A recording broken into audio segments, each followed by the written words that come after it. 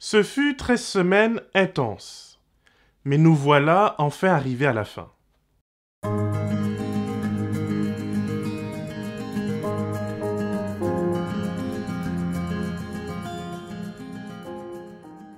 L'étude prophétique est tantôt passionnante, tantôt lassante, mais on y trouve toujours des choses nouvelles et invitant à la réflexion. Ce trimestre a été pour moi l'occasion d'avancer dans ma compréhension du livre de Daniel et de partager ce que je pense être utile à notre édification commune.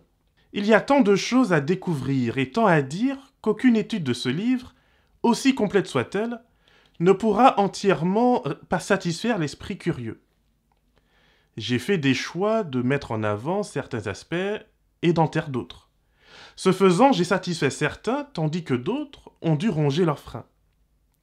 Ces choix de lecture et d'application relèvent de ce qu'on appelle l'interprétation de la Bible, ou encore l'herméneutique, c'est-à-dire comment je lis et je comprends la Bible, afin d'en sortir des informations sur lesquelles je peux choisir de méditer et d'agir.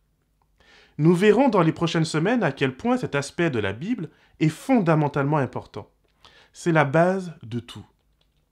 Le livre de Daniel revient souvent à la mode durant des temps de détresse. Et nous vivons aujourd'hui, en ce moment, des temps difficiles. Je veux avoir une pensée affectueuse pour celles et ceux qui souffrent, qui sont malades et qui sont angoissés. Si c'est ton cas, j'aimerais te dire que Dieu ne t'a pas abandonné et qu'il ne cherche pas à te punir ou à punir ta famille par cette épidémie. Nous ne pouvons pas comprendre Dieu si nous nous obstinons à lire la Bible de la mauvaise manière. En tant que chrétien, je ne lis la Bible ni d'une manière uniquement scientifique, ni de manière mystique. Je m'efforce de la lire en partant de son sujet principal, c'est-à-dire Jésus-Christ, le Sauveur du monde. Chrétien est un nom d'après le Christ. Je suis donc disciple de ce Christ. Je ne suis ni un disciple d'une église, ou d'une pensée, ou d'une croyance, mais d'une personne. J'essaye donc d'en savoir le maximum sur cette personne, de connaître sa vie et d'en comprendre les enseignements. Jésus constitue mon point zéro, pas seulement de l'histoire avec un grand H, mais de mon histoire, de ma foi et de mes valeurs. Je lis et je comprends la Bible selon les clés de lecture qu'il me donne. Cette bonne nouvelle, cet évangile de Jésus commence à la Genèse et finit par l'Apocalypse. Mais tous ces livres ne sont pas égaux. Je considère les 4 évangiles et le livre des Actes comme étant une révélation parmi les autres révélations. Pourquoi ? Parce que celui qui a vu Jésus a vu le Père.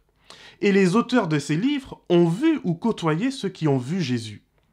Ils ont dormi avec lui, ils ont mangé, ils ont voyagé et ils ont enduré des épreuves avec lui.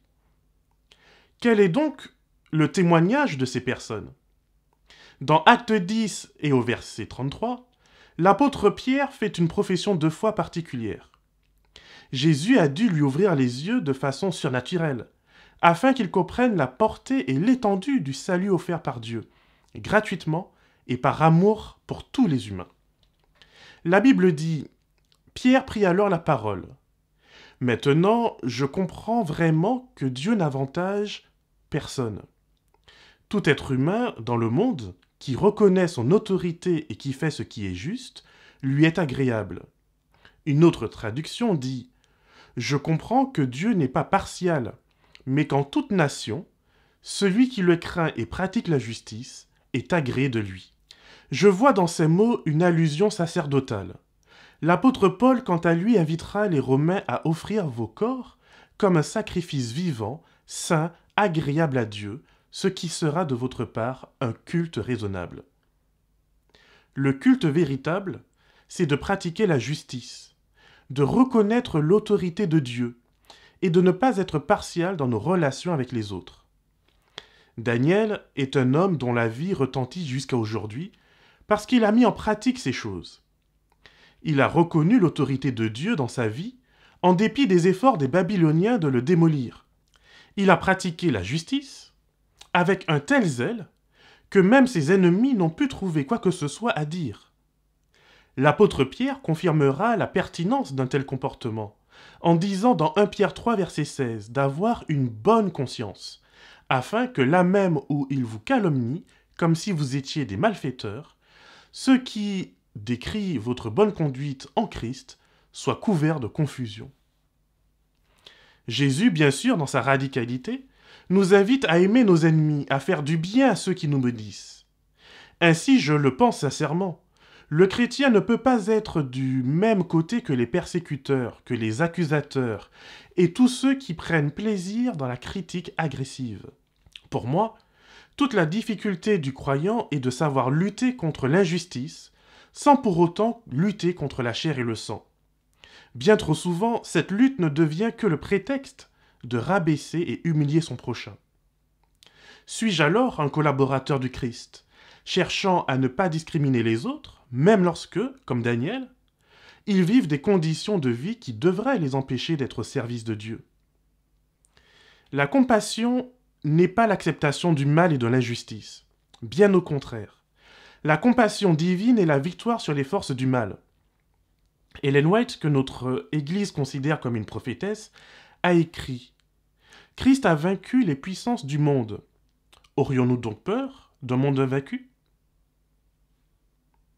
Suis-je l'expert des machinations du diable ? Ai-je passé plus de temps à étudier son CV, ses pratiques ? Suis-je au final devenu son disciple ? Ou suis-je un disciple du Christ, convaincu que nous sommes des témoins des dernières heures de ce monde ? Ai-je la passion de Daniel pour être un témoin de la puissance de Dieu là où je me trouve ?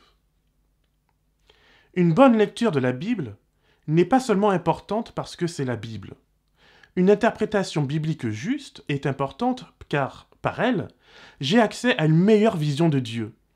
En interprétant correctement la Bible, Daniel a pu y voir le Dieu d'amour qui pouvait le soutenir, lui donner de l'intelligence et une mission, même en exil, même habillé de la tête aux pieds comme un païen.